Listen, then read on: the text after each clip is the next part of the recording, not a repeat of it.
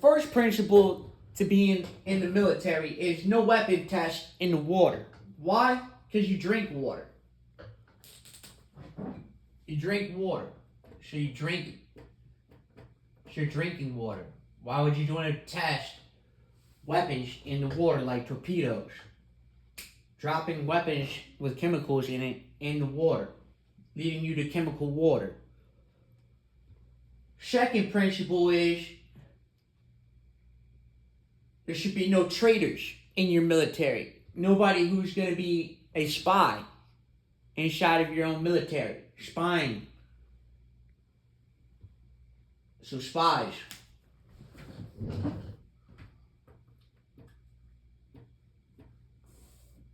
Why? Because he's going to trade information. Military information with outside sources. Leading to the downfall of your military. He would be considered a military spy. So he's not just a spy, he's a military spy. He portrayed himself as a soldier of light and was actually a military soldier of darkness. Leading me to my next.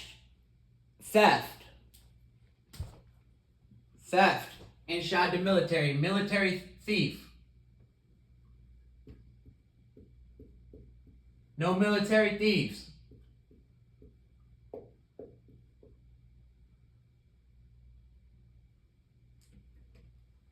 Why? Weapon trades. Start trading weapons, selling weapons with inside the military.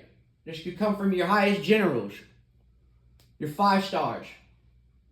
And then he sends you down to command because he needs money. So a military thief is stealing for money.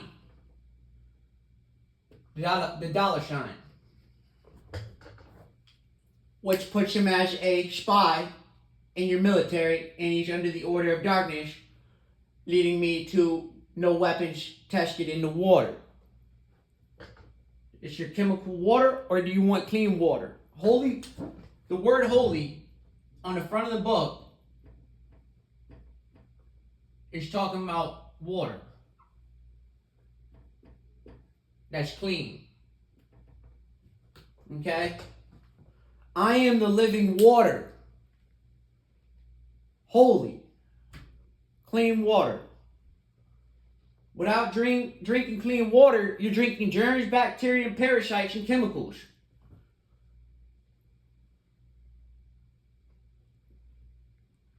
Next thing, in warfare, you should always clean up after warfare. Never leave the site where you had done your warfare at and do not clean it. You need to have military weapons and vehicles that can fly, drive on land, and go in the water that are cleaners. They're cleaning vehicles. So you need military cleaning vehicles. And we need to design these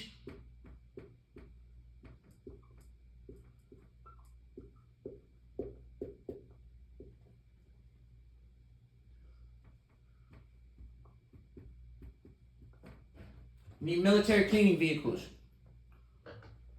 You want to have a clean war zone once you're finished. So the war zone has to be cleaned up. You don't want to put it in a location where it can't be cleaned. And then you have to clean the air. Because you just weaponized a location with chemicals. And once it gets into the upper atmosphere, it goes wherever it wants to go across the entire world. If we went to war here, it could end up in China. Once it hits the upper atmosphere and the wind pushes it. If we get in a fight in the Middle East, it could end up in India. The chemicals. It can end up in Europe.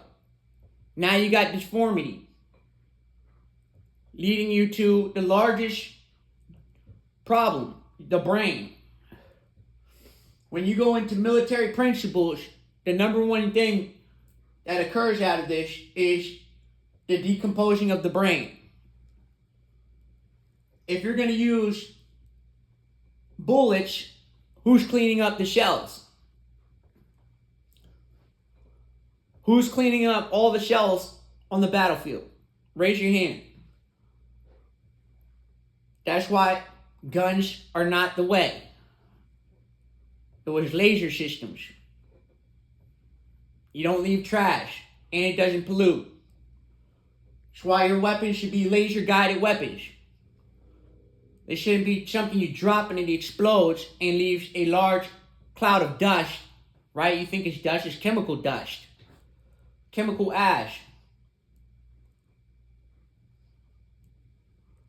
These are just basic military principles that everyone inside this military should have when the day one they get in there learning military principles. They don't have any principles. So they sell us out. Our own military. Under the dark principalities and powers. These are light principalities and powers of military warfare. You never drop weapons in the water. You're better off dropping it on the land. And that still gets you in the water. Because it gets in your creeks, your rivers, and your streams, and possibly the lakes.